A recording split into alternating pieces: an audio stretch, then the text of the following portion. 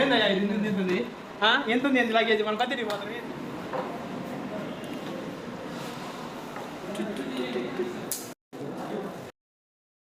ఇప్పుడే బస్సు ఎక్కండి. మా పెట్టనీకి అర్ధగంట పట్టింది అయ్యా. ఇప్పుడు ఇక్కడికి వెళ్ళి డైరెక్ట్ కొత్త హాస్టల్.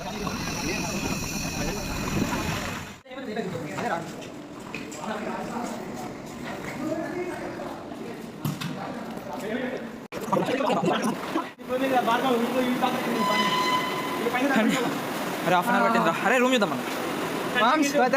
న్యూ రూమ్ బాగుంది పర్లేదు పర్లేదు